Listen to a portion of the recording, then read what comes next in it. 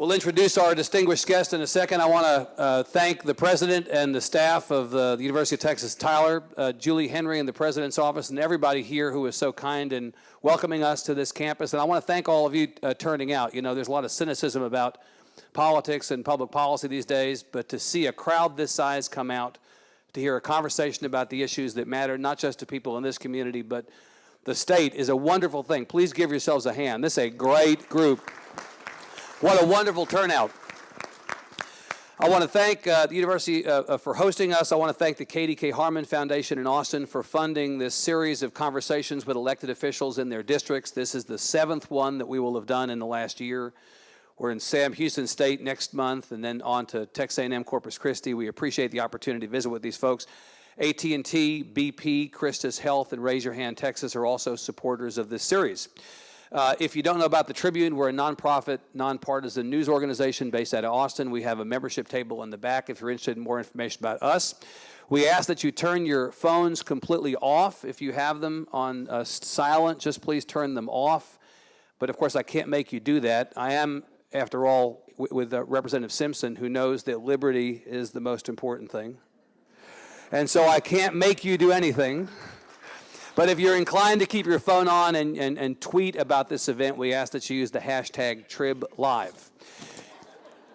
You will see a microphone up here in the front. I'm going to visit with our distinguished guest for about 30 minutes, and then we'll have an opportunity for questions from all of you. We'll ask that you come up to the mic and ask a question at the appropriate time, and we'll have time for about 20 minutes of questions.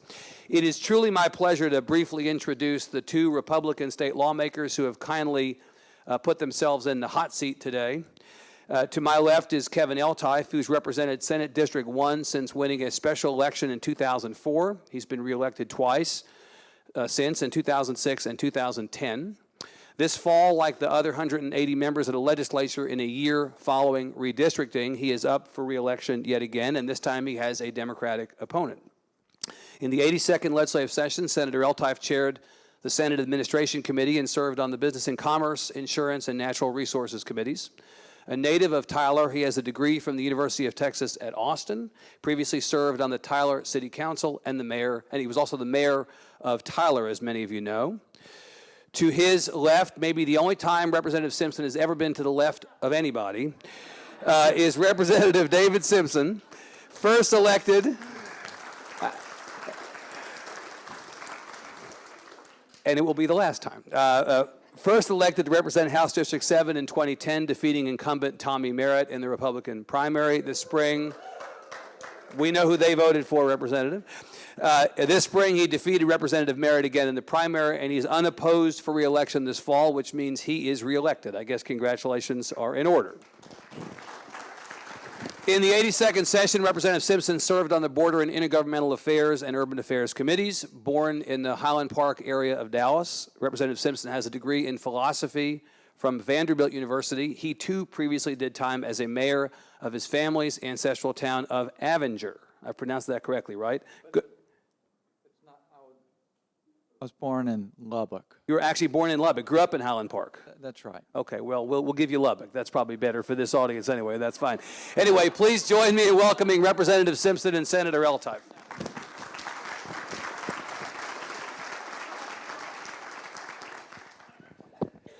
Gentlemen, thank you for being here. I want to begin with Senator Eltife and ask you, as you look back on the 82nd session, as you look ahead to the 83rd, and you consider the economy and the values of the community you represent, is this a good time in Austin and Washington to be thinking about this area? How has this area been affected by the work you've done in Austin, and what should this area expect going into the next session?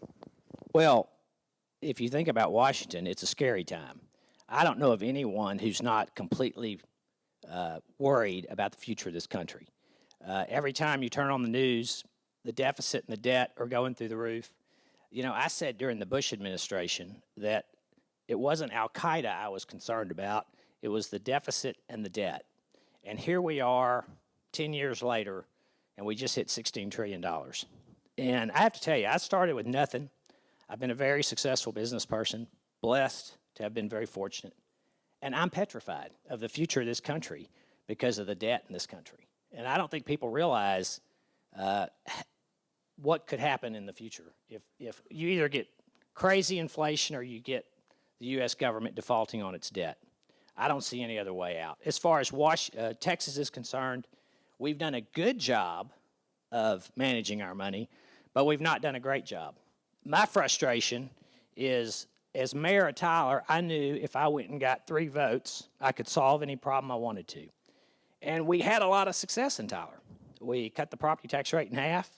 We went through all parts of the city, north, south, east, and west, and made improvements that affected people's lives.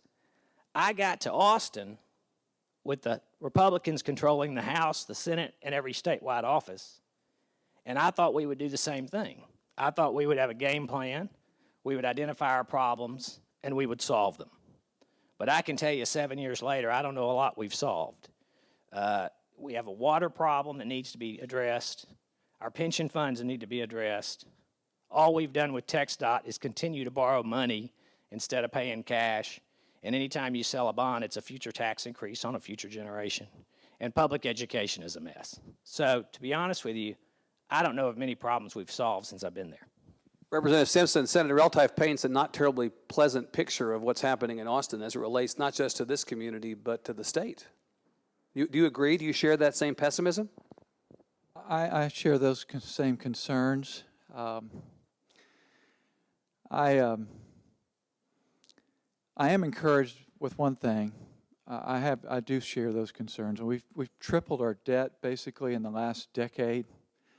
There was a report from the Dallas Morning News. I've been trying to study it to follow it, but it showed that our debt had increased 281%, and the federal government's only 234%. So though we've touted our conservatism, in fact, I think you're right. We haven't set the right priorities, and I'm concerned that Austin is following Washington, and it's my passion to see civil government return to its proper role. I mean, government is simply force, and force hasn't made our nation great. It's freedom. It's individual responsibility. It's actually the lack of civil government planning and a reliance upon individuals and families and churches and voluntary associations that has made Texas great in this country. Now, what does encourage me is to see some of the freshmen coming in to the next class, to see so many people like you interested in state government. I believe the people are in front of the politicians, and that will make them more statesmen. Well, in fact, Representative, to your point, fully half of the Texas House, when we gavel in January, will be first or second term. So there's been enormous turnover in the Texas House. Senator, you'll have a number of new senators as well, some coming from the House, but some coming from outside the House. So we're going to see a lot of turnover. I want to come back to this point that you both brought up, which is that, and I think Senator Eltife said, you got to Austin, there were Republicans in control of the House and the Senate and a Republican governor. In fact, no Democrats been elected statewide in Texas since 1994. Republicans had more than 2/3 control of the House. Senate was almost 2/3 controlled by Republicans. And yet, it's not really about party.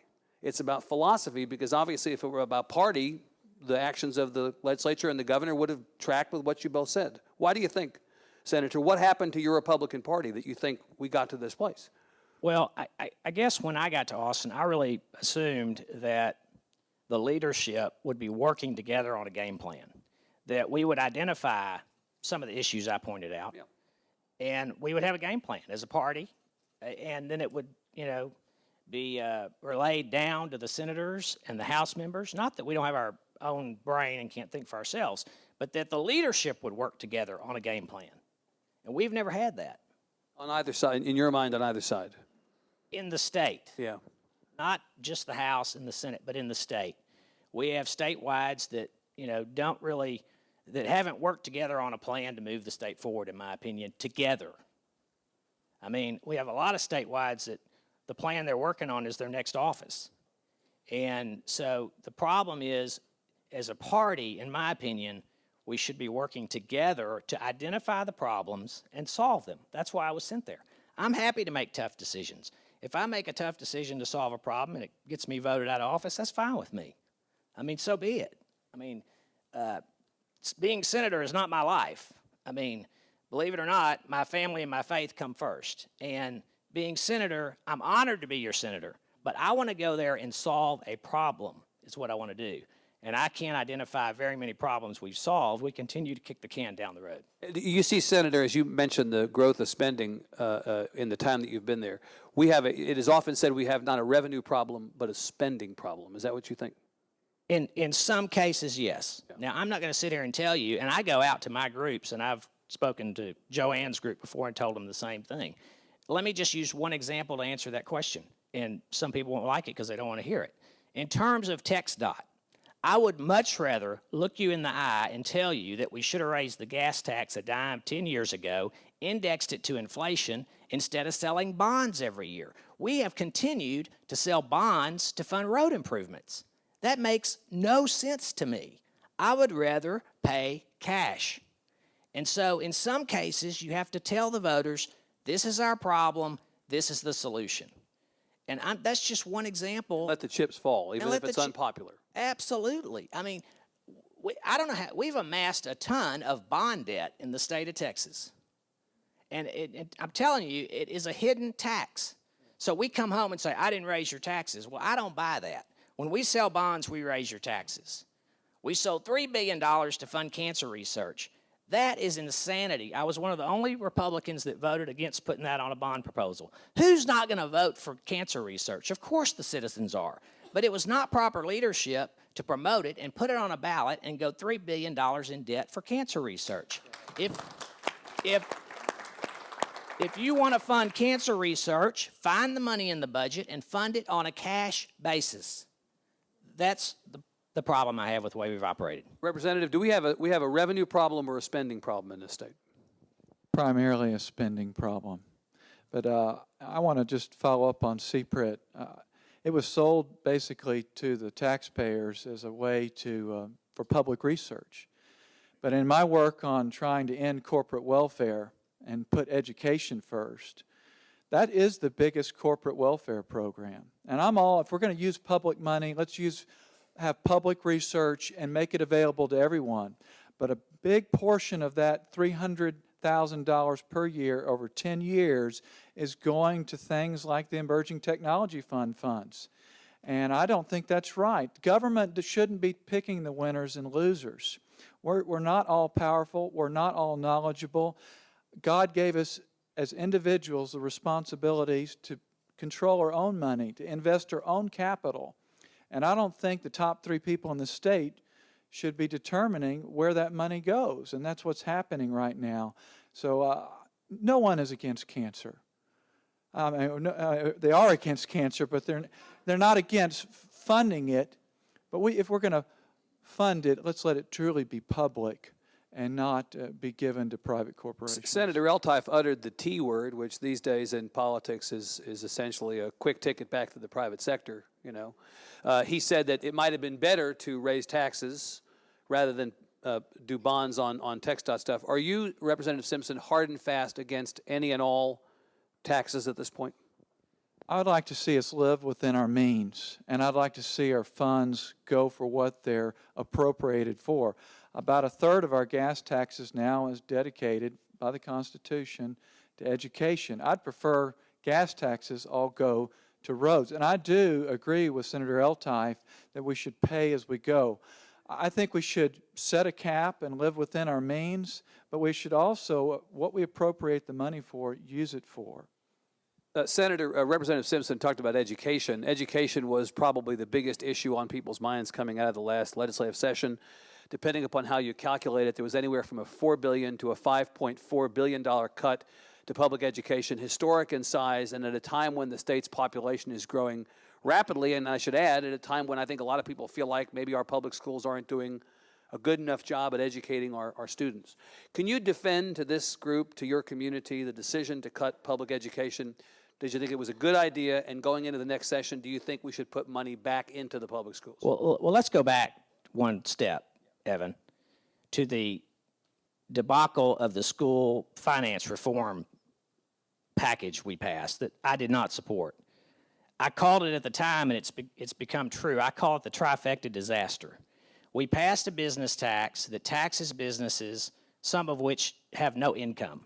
That's the first problem. Secondly, we went around promising homeowners that they'd see a third cut in their property taxes, which was never going to happen. And then we capped the school property tax rate. Now, it sounds great. It sounds really good for me in Austin to go around saying, I capped their property taxes. They can't raise your property taxes. But, friends, what happened to local control? Local control should rest at the school board, not in Austin. Those of us, we get to Austin and suddenly think we're local. Let me tell you, the best decisions are made at the local level. And that thing, when it passed, was $2 billion short the day we passed it. And what they said was, it will grow into it. We'll take care of that. Business is going to grow. It'll make up the difference. Well, S&P, Standard & Poor's, did a report, and that school finance reform package we passed created a $4 billion a year structural deficit in the state of Texas. It was a disaster, and no one wants to talk about it. Now, let's fast forward to last session. We cut, I think, $4 billion out of public education. It's what we had to do. I sat my administrators down, school superintendents, and we had frank discussions. We don't have the money. We're going to have to make cuts. And they made their cuts. And you know what? Some have told me they're better off for it because they got leaner. You know, whether we like it or not, we have less money. And at every level of government, we're going to have to realize the fact we do not have the money we used to have, and it's not going to get any better anytime soon. So we're going to have to live within our means. So you feel like as much as the sound of cutting public education or the optics of cutting public education may not be great, under the circumstances, no choice. Absolutely. I mean, under the circumstances, we did the best we could do. And people need to realize we didn't balance the budget. We short-funded Medicaid $5 billion. Kick that can into the next session. And we brought in revenue from last session to this session of another $3 or $4 billion. So we didn't exactly balance the budget. We faced and that's with a $4 billion cut. That's correct. Yeah, Representative, how do you feel about that? Because I know that you have spoken in your first term as a state rep. You have spoken out about education as much as anything. But here you had to come in and cast a vote that would have cut $4 billion on public ed. What do you think about that? Well, I think the funding for public ed is inequitable. The more you do here locally, the less the state provides. That needs to be fixed. I voted against the budget. I voted against the school finance because of the misplaced priorities. And one of the things I was trying to do is at least gain the moral high ground and put education ahead of corporate welfare. The enterprise fund, the emerging technology fund. I didn't get into the racetrack funding, but I think we'd have held the consciences of our teachers and our parents if we'd have gotten rid of those corporate welfare programs and put our students first. We do would need have moved that money into public education. And I sought to do that to some degree, and we were getting ready to shut down some nursing homes, at least at the beginning of the session. Right. And so I voted against the budget because of the way it was, the misplaced priorities, and partly because of how these efforts to do what was right first were said we couldn't do. I was told by the comptroller that I could move these monies anywhere to any bucket I wanted to, and I saw that I could have because I saw the Senate do it. And then I tried to direct the House when it came back for conference that we'd adopt the Senate's balances for those funds, which basically zeroed them out. So, and I campaigned against the accounting gimmicks. And that was another reason why I voted against the budget. And then there were things that were hidden in one of the bills that you couldn't even get to. And we didn't have time to even really evaluate them. And I just crammed down our throats at the last part of the session. For the benefit of the audience, what Senator Eltife is referring to is that the legislature basically wrote a 17-month budget for Medicaid for a 24-month biennium. And so there were $5 billion or so, an estimated $5 billion of costs associated with health care that the legislature knew it would have to write a check for, but elected not to do it in the last session. And so they can claim that we didn't raid the rainy day fund. Didn't raid the rainy day fund, so come the very first day of the next session, you all will have to pass a supplemental appropriations bill and pay the check that comes due. It's kind of like going to HEB today and saying, give me milk, bread, and eggs, and I'll write you a check in January of next year. Wouldn't go over very well in the supermarket, would it? Yeah. Okay, well, maybe you have a supermarket here that would allow it, but not that I'm aware. We're on a college campus. I'm always mindful of doing these events on college campuses. Let me ask you about higher ed. Really, the three buckets that sustained the biggest cuts last session because of the way the budget is built were public ed, healthcare, and higher ed. One of the things that got cut out of the higher ed budget last session to a large degree and across different lines was financial aid. So you had many fewer students will be able to take advantage of financial aid from the state as a consequence of those budget cuts. Again, at a time that the state's growing and you have a lot of kids around the state as our population changes and grows who might be first in their family to go to college and might need those funds. Can you talk about why cutting higher ed may have been as necessary and how you felt about that, Senator, as public ed? Well, let me just tell you that sitting in finance, I serve on finance, and sitting in finance, you spend literally months of public hearing testimony from students come before you, parents with autistic children, people who need mental health. I mean, you get the whole gambit of people that need state services. And you've got limited funds, and you have to prioritize. And that's what we did. We did the best we could. You've got to remember one thing. The elephant in the room that squeezes everything out is Medicaid.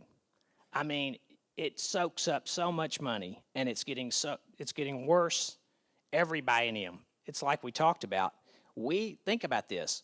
We short-funded Medicaid $5 billion with a B, billion. Had we not short-funded Medicaid $5 billion, we'd have had to squeeze higher ed and public ed, and mental health more.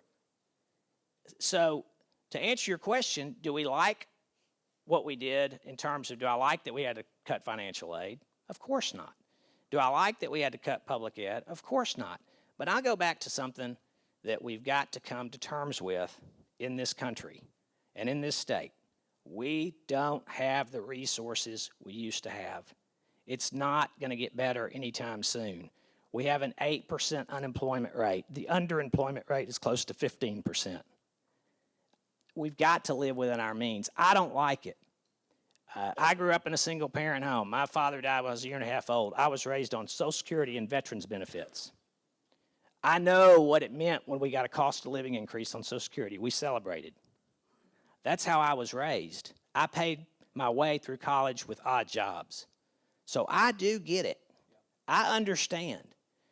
But we are in different times. And what concerns me the most is I don't think we have anybody telling the truth from the top down in Washington. And, you know, somebody has to look the people of the state of Texas and every American in the eye and say, everybody must sacrifice. It's time we all make a sacrifice if we're going to get out of this hole. There's no other way to deal with it. So did it hurt to do that, Evan? Of course it did. But I'm telling you, we're not done yet. It's going to be another tough session. So you expect, Senator, that we go into the next session, it's going to be a case of you've seen this movie before and you don't expect a different ending. We cut public ed last time, we're likely to cut it again. Cut higher ed last time, likely to cut it again. Well, you can slow down a little bit because our revenues are better.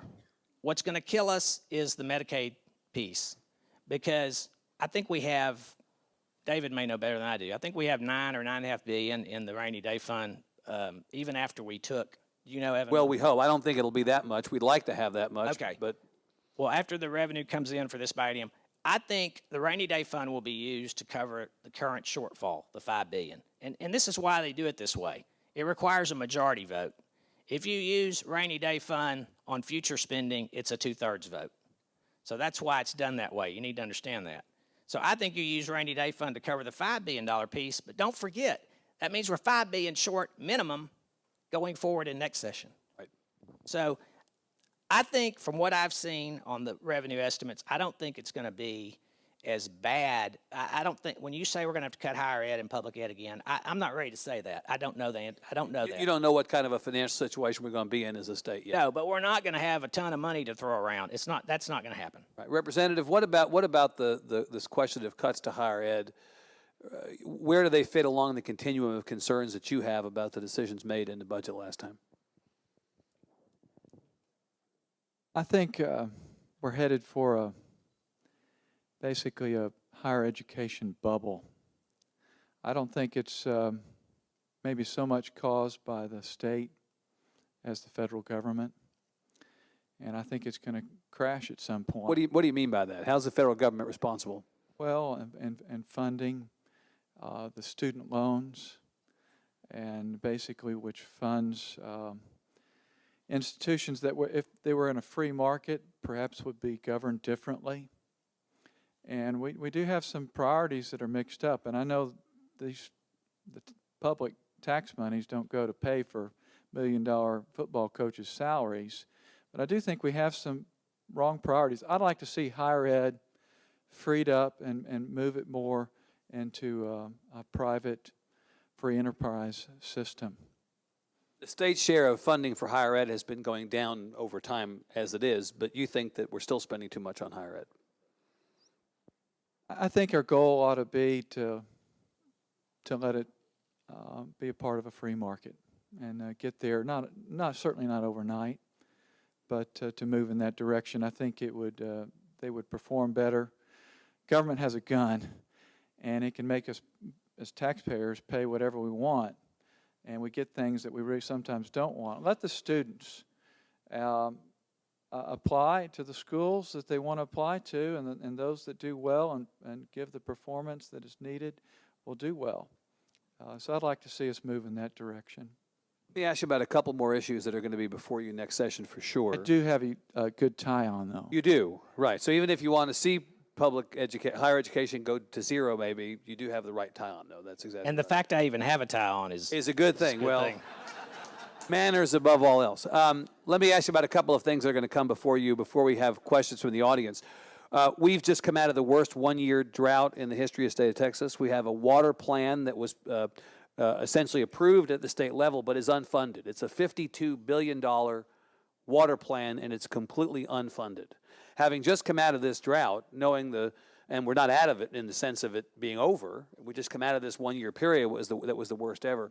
What can we do in a session in which, at best, it's going to be austere to address the water problem when you have all the priorities that we've just enumerated and others we haven't? Mr. Simpson. We have other scarce resources besides water. We have oil and gas. They're limited. In fact, they decline, unlike at least water is replenished. And what's made exploration and development and distribution of that great is private property. We severed the oil and gas minerals from the surface, so the surface doesn't cost an exorbitant amount where there's lots of oil and gas. And it's made our state great. I'd like to see us consider a royalty interest for landowners. I mean, water in many cases, or in some cases, is a public resource. But the entity that collects it, the basin, is private property, is land. And if they were allowed to participate, say with a royalty interest like we do with minerals, I think it might promote the development and distribution of our resources. We settled here in East Texas because of the abundance of water, for timber, for oil and gas, for ranching. And so we want to see the resource utilized, but we don't also want the rest of the state to come and take it by force for a price less than the market would bear. We go to Dallas-Fort Worth, we go to San Antonio to get things we can't get that they have. But if we have something that they want, I'm all for getting ahead of the game and selling it to them, but on a market basis.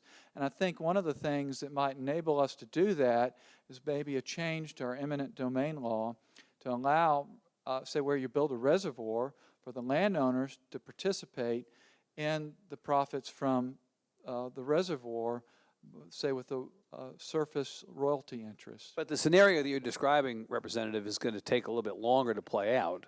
We have a crisis right now, and we don't have funds at the state level to come even close to implementing the state water plan. So what would you do in the next session to address water, given the current budget circumstances?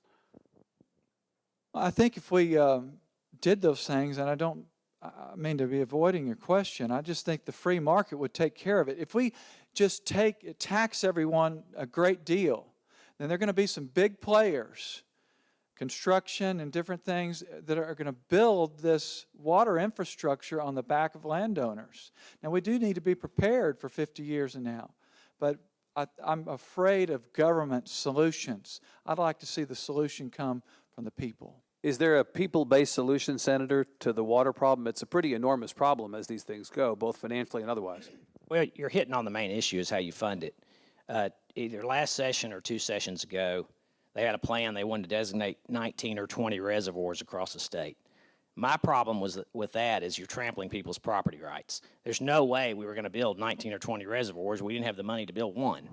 So why would you go out and contaminate all these property rights and put clouds over everybody's property about something that may never happen? So the concern for me is we've got to have a water plan. Let's figure out how many reservoirs it's going to take that immediately to get us down the road, and figure out how to pay for it, and pay for it.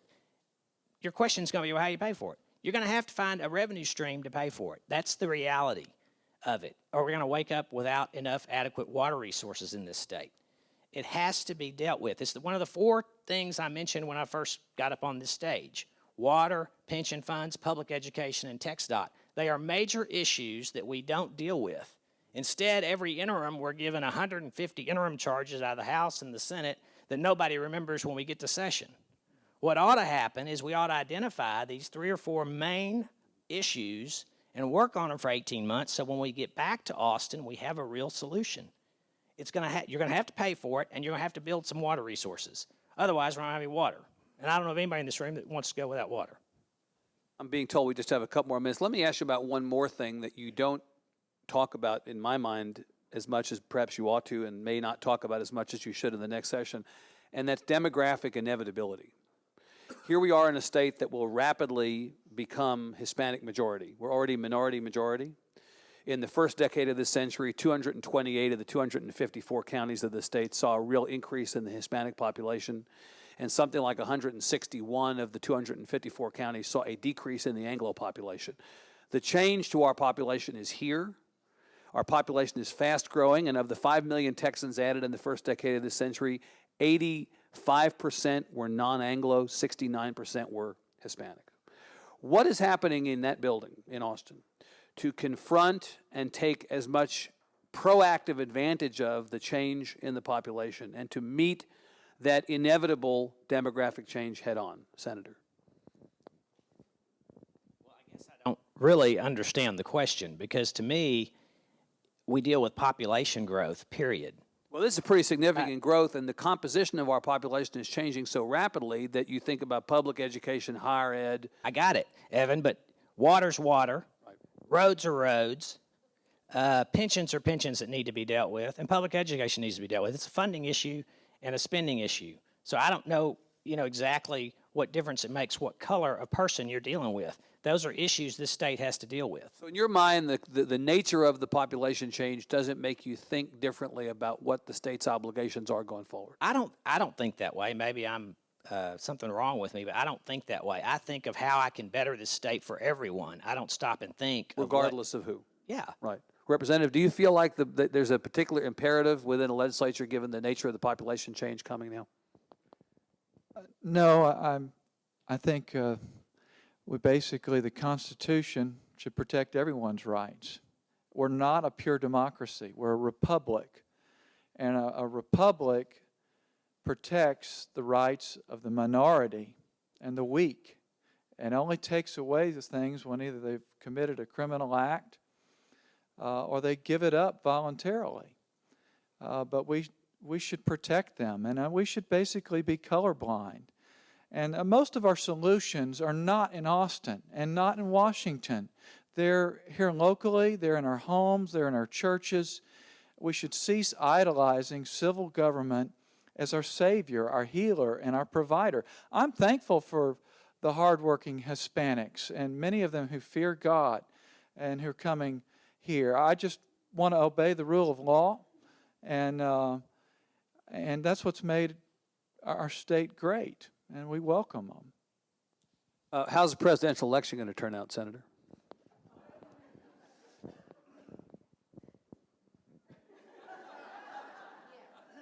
Just look directly into the camera when you answer that question. Well, I'm concerned what my preference, obviously, I'm for Romney Ryan. I'm concerned at this point that President Obama is going to be reelected. That's what really concerns me. And He will not win Smith County. no, he won't. There are times I wonder if I can win Smith County. The point is this. I think it's the most important presidential race, certainly in my lifetime. And I appreciate anyone, all of you, like David said, that are active here today. I appreciate anyone that gets involved in the presidential race on either side. This country is in trouble. I can't tell you that enough. I mean, I'm telling you, whoever gets either reelected or elected, there's got to be pain in this country before we come out of the problem we're in. And everyone's going to have to share that pain. There is no way on earth we can pay back $16 trillion. The numbers won't work. You can run around blaming the rich and taxing the rich all you want. It's not going to work. Everyone, every single American will have to share the pain to come out of this. And it scares me to death. It scares me for my children. It really does. Because everybody all the talking heads on TV, the physical cliff, if you don't do this. We're past the physical cliff. And you know the sad thing is, I'm a proud Republican, but I don't think either party has the political courage to do what's right. That's what scares me. Representative, I'm going to take a wild guess and say that you're not voting to reelect the president. That is correct. We should do everything we can to stop that. But it's Are you voting against the president or for Governor Romney in your mind? I'm voting against the president. But what we've got to remember that there's not a difference in kind. There's only a difference in degree. You share Senator Eltife's I position do. that both parties bear responsibility. We can't just slow the train down. We do need more time. But we've got to turn it around. We've got to redefine the role of the civil government. We need to get back to the Constitution. And it was defend us from our enemies, enforce contracts, punish the wrongdoer. And that's mainly the responsibility of the states. But we have a federal government that's seeking to run our state with Medicaid and all other things, our schools. And let Texans be Texans. And so we can't think that just because we get a Republican elected, our problems are over. They're just going to be slowed down as far as the train wreck that we're headed for. So what's the alternative to this? I mean, I keep wanting to go to the audience, but you're just teasing me here. I have to. So what's the alternative here? What's the alternative? If you're dissatisfied with both, fix the system. Tell me what the alternative is. Well, the only thing that's going to fix the system in our country is term limits. Every level of government should have term limits.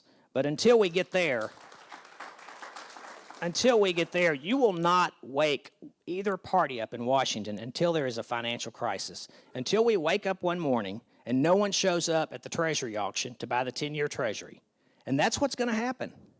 Every week we look to see, who did they buy our Treasuries? I mean, that's pretty sad if you think about it. We're the United States of America. And there's 0% interest rate right now to 2% or 1.5%. So we're paying no interest pretty much on the $16 trillion. Now, the day nobody shows up at the Treasury auction, the day China says we've had enough, and people are scared of our debt, and that debt triples or quadruples, which is not unheard of to have a 6-7% 10-year Treasury, we can't afford the interest on the debt anymore. And it's going to take that crisis to get anyone off their behind in Washington. That's what it's going to take. I don't think either party has the political courage to do anything about it.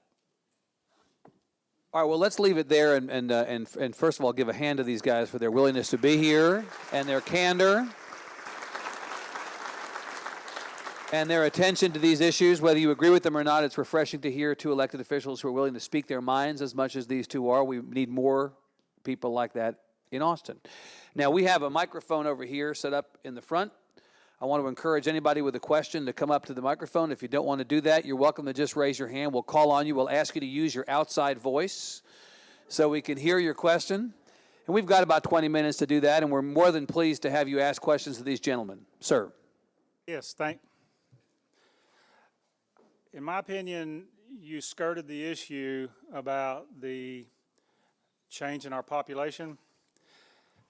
I'm not talking about discriminating against people of other color. I'm talking about the issue of people here illegally, regardless of what color they are. Wasn't the question, but Okay, well, that's my question. okay, well, ask the question, we'll answer. Okay, well, here's my question. The people who are here illegally are draining our all across the spectrum of health care, education, law enforcement. I believe that should be in that list that you gave of water and roads and bridges and so forth. So I'd like to hear your response to that. I will observe that there are different points of view about that out in the world. Gentleman has one. There are other people who have a different point of view. But the question of what to do with the number of people who are here illegally is definitely near the top of the list of priorities. Absolutely, but Evan, you weren't asking an immigration question. No, were you? I wasn't. All right, you okay? So let's take this gentleman's question. I just then want and to make take sure it, I didn't miss no, the no, question. No, take it to immigration now. What should we do? I absolutely agree with you. And matter of fact, I think in last year's budget we added $160 million, if I'm not mistaken, to border security in the state of Texas. We have tried everything we can at the state level to deal with illegal immigration. The biggest problem we face is the federal government. Governor Perry has done, and Dewhurst and the Speaker, both the House and the Senate, we have done everything we can to try to deal with illegal immigration. But we've got to have help from the federal level, which we're getting zero. So I agree with your sentiment on illegal immigration. The thing that disturbs me the most is we're a country of law, and anyone that's here illegally should be dealt with. I mean, there's no way around it. And we're trying at the state level. Does that extend, Senator? Representative Simpson was in Austin on Thursday. I had a conversation with 3 of your future colleagues in the Senate, and the subject of in-state tuition came up. The policy of the state, which it's been for some time, to offer in-state tuition to the children of people here illegally with certain conditions that need to be met. Those 3 incoming senators all said they would do away with in-state tuition. Would you do away with in-state tuition? You cannot reward anyone who's violating the law. That's the problem. So let me just be very clear on the record. If the vote came up in the Senate to take back the policy of offering in-state tuition to such people, you would vote yes, get rid of it. I would. We've got to quit rewarding anyone that's here illegally. I mean, there is a legal way to get here. My grandparents immigrated here in a legal fashion. We welcome that. That's what made this country great. But we're a country of laws, and we have to obey the law. Representative, you are for or against in-state tuition for the children of undocumented persons?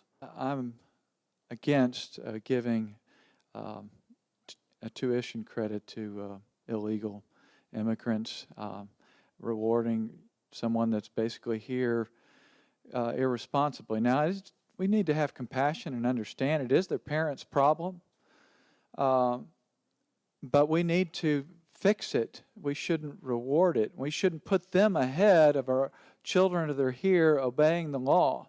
And it is primarily a federal problem.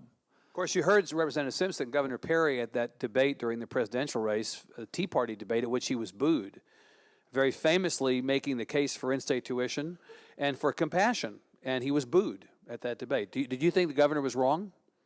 Yes. I mean, I campaigned on the issue. I'm against in-state tuition for... What about to the questioner's point about what our immigration policy should be? Give us your capsule version of if you were Governor Simpson or if you were President Simpson, what would you be doing on the issue of immigration? I don't think state and local and federal officers should work against one another necessarily if they're enforcing the Constitution. And but our problem is we're opening the border for illegals basically to come. And we need to close that door, and we need to open it to come legally, come as hardworking, God-fearing people who will do jobs. Now, in combination with that, we need to stop rewarding people for almost 2 years for doing nothing. That's what's making the vacuum. We have hardworking people here if they want to work. And so I welcome them wanting to come. If I was in Mexico, I would want to come. But they should come legally. And the federal government should make sure that the legal door is closed and we open it up and make it easier to come. It's very difficult to become a citizen of the United States in many circumstances, or just to come temporarily.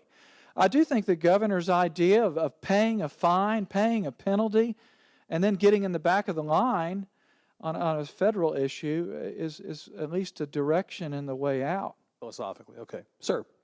Yes, I noticed that both of you have accepted the notion that this is a republic, and also that Medicaid is pushing us off some type of fiscal cliff here in the state. But I also got the impression that you view Washington as driving the issue and you are simply responding to it. I wanted to ask you to consider the fact that when you take your oath of office, you are taking an oath to preserve, protect, and defend the Constitution of the United States. And therefore, if you were in a position to do so, which you are, it looks to me as though the power may in fact lie with the state legislature. If you were to rewrite the Medicaid rules so that they made more sense to you, you would in fact be exercising the power that was yours. If you believe that it is not Washington's, I don't believe it is, then that would set up a challenge that other states might take a note from. Have you considered doing that about instead of that? just passively reacting? Senator? Why not take the bull by the horns on this? Well, I'm not totally I'm knowledgeable about exactly what he's asking, but I know that every session, last session, we went through the entire Medicaid reimbursement plan and services, and we saved about $3 billion. I think the best answer is what I think the governor, many governors have asked for, is for the federal government to block grant us the Medicaid money and let us do with it and put our own Medicaid plan in place. That's what I think. I think a lot of the problem is if you take any of the Medicaid money from the federal government, you're tied to certain guidelines. So I may be missing the question, but I don't think you can just totally write anything you want in terms of a state plan and still get the federal money. I may be wrong. And of course, the governor's stated preference is not to expand Medicaid and therefore not to take the additional dollars or the strings Correct. that are associated with that. But of course, Representative Simpson, we're a state that has a higher percentage of its citizens uninsured than any state in the country. So somewhere along there, we got to do something. We don't like what the feds are doing. What are we prepared to do, to the questioner's point, to take control of our own destiny on this issue? We got to stop chasing federal dollars. At some point, they're going to become worthless, as the senators pointed out. And we need to be strong. We do need to be compassionate, but it's not being compassionate to reward irresponsibility. I was told by a constituent who's involved in a state agency with Medicaid that they just investigated a mailbox over in El Paso. It's a vacant lot. There's nothing there, but there's someone who comes across the border to that mailbox once a month and gets a paycheck. And the federal government is rewarding our state if we expand it. Our goal ought to be to see Medicaid shrink. That would be a good thing, to see our churches and us as individuals step up. It is easy just to point to the government, but what we've got to do is get government out of the way, and then we as a people and churches have got to take care of our neighbor. Let me just push you a little bit on this, Representative. If you get the government out of the business of providing us resources to, in turn, provide health care to people in the state, that health care doesn't happen for free here. And churches and other institutions that might step in place of the federal government are going to have to find resources to pay to insure, to cover the health care costs of individuals. So again, I understand you want to get rid of the federal government's role, but what do you replace it with financially? I think the block grants are a step in the right direction. Copay is another step. But when government subsidizes something, health care, you encourage more of it. When we do it as an individual, as a church, or a voluntary association, we do it with compassion and responsibility. If they abuse it, we don't keep doing it. Government does. Yes, Senator. Just add one thing to this Medicaid discussion. It is the elephant in the room. That's a great question because it is sucking the money out of the entire state budget. But we have to remember as well is that Medicaid is also, that money is the backbone of the healthcare system in a lot of Texas. We lose a lot of our hospitals without the Medicaid money. Those people are going to go somewhere for health care. So you can't just, there's something in between what we have and not having it. But you can't just say we're not going to take Medicaid dollars from the federal government. That will not work. You'll bankrupt a lot of hospitals in this state. Representative, you want to respond to that? No, I agree, but we also need to do the right cuts first. Let's stop corporate welfare first and gain some moral high ground there. And we do need to take care of the weak, and they should be the last to be cut. Okay, ma'am. I'm the first in my family to go past 10th grade. I graduated in 2009, cum laude, from the University of Texas at Tyler. I'm working on my master's degree. I'm over halfway finished. It has been 3 years. I still cannot get a job. You say we need to share the pain. How much more pain can we really take? How long should I have to wait? I have applied for thousands, literally thousands of jobs in multiple states, in multiple areas. I cannot get a fast food job because I'm too qualified. I can't get a job in my field. I can't get a job in related fields. How much more pain should we have to take? I'm sure that this individual is one of many who feels some version of this. And so, Representative, what would you say to this young woman? Well, a job is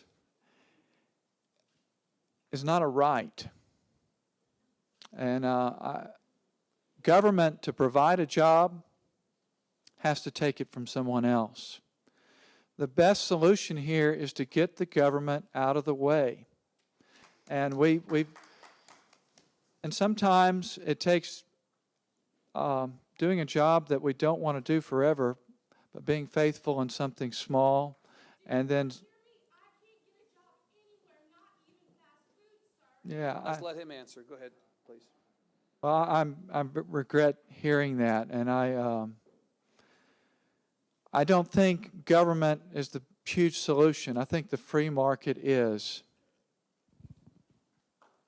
We're gonna run out of time here very quickly. Let's try to take these last three, and then we're gonna have to let this go. As much as I know you all have enjoyed and been engaged in this, sir.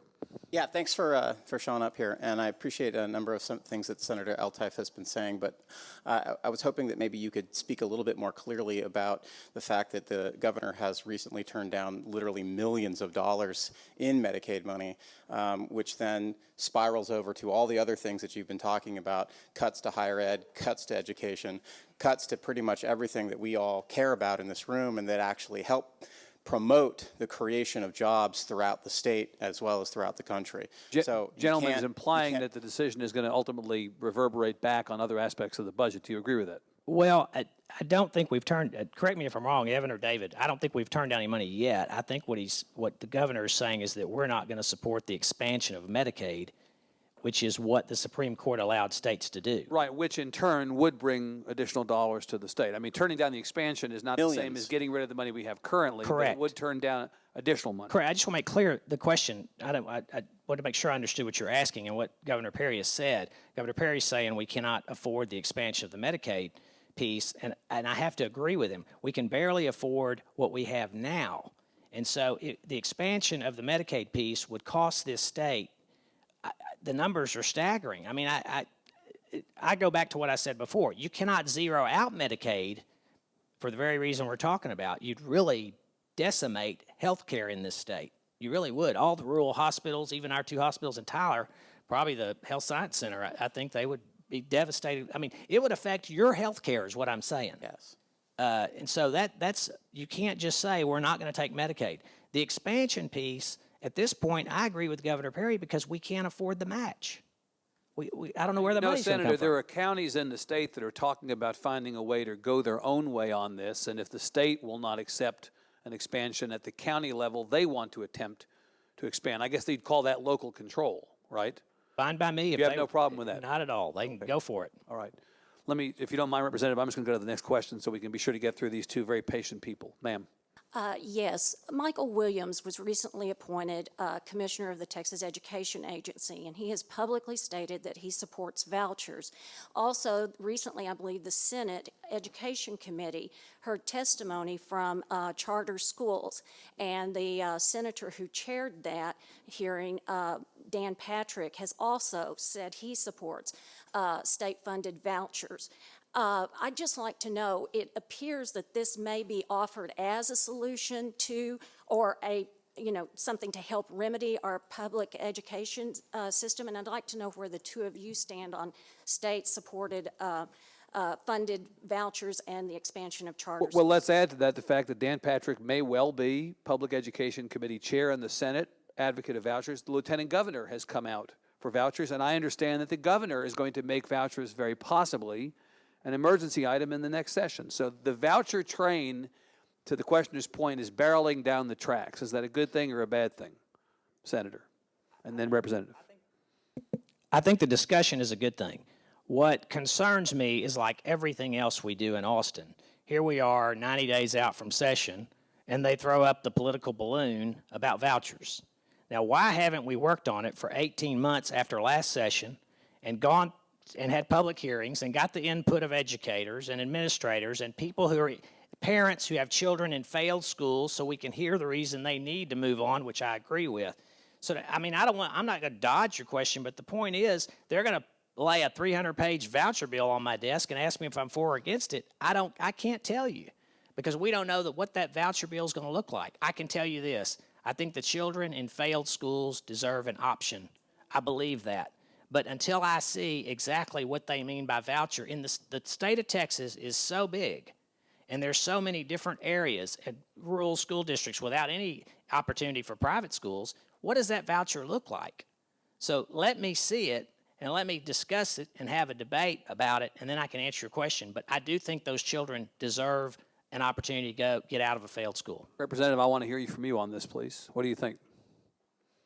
I don't think it's right to take public monies and to give them to private institutions or individuals.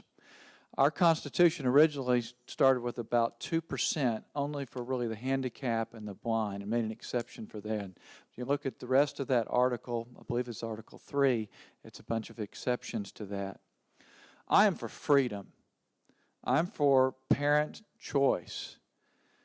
But I believe that if a voucher system is to be, it should be within the public sector. And so I think you should be able to send your child to the school of your choice. You can do that to some degree right now, but there are limitations. It's more onerous than simply just picking a school. Yeah. And so I say that on behalf of homeschoolers and of private institutions, because someday the chains will be there, the regulations will be there. The type of oppression that we are in here is most of the time is what we consent to ourselves. And I think it would be a mistake to take monies and use them for private institutions. Okay, last question here, sir. Yes, sir. Evan and I came today to keep Senator Eltife honest, and I want to go on record saying I thought he was very honest. I am his Democratic opponent. I think that level of civility in politics is almost breathtaking to me, I have to say. This is not really a partisan question, but I do want to pose it simply, and I did it to Susan Combs when she came to Longview a few months ago, and she wouldn't speak to me after the meeting. But you've assumed, it's been said a lot today, the Republican this, Obama's not going to carry Smith County, and so on and so on, this assumption of Republican Party. How much longer do you expect us to trust leadership that doesn't deliver, leadership that you declare is not cooperative? How long are we going to keep sending the Republican Party into every point of power and expect different results? Well, all I can tell you, it's better than the alternative.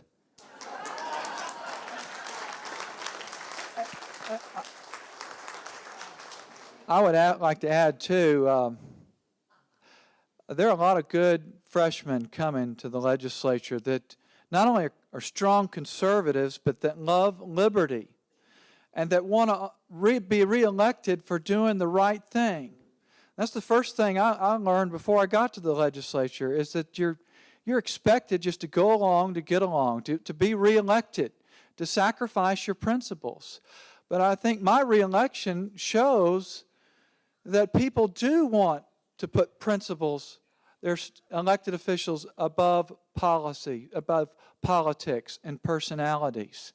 And what's encouraging to me is not only the freshmen, but the engagement of the people in our political process. The process is not so bad. It's just the lack of involvement. We've let the people at the top control it.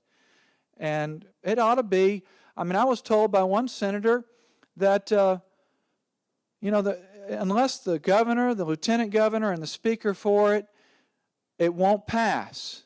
And I said, well, I guess 180 of us can just go home then. It shouldn't work that way. But I do believe that those three officers heard from you in this last session on a number of issues, and I think they are concerned. The election of Ted Cruz is a huge issue. I mean, evident of the people. So I'm encouraged, despite the difficulties that we face.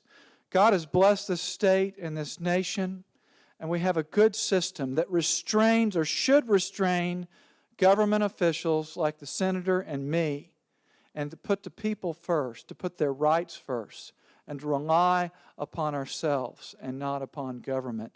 And that gives me hope.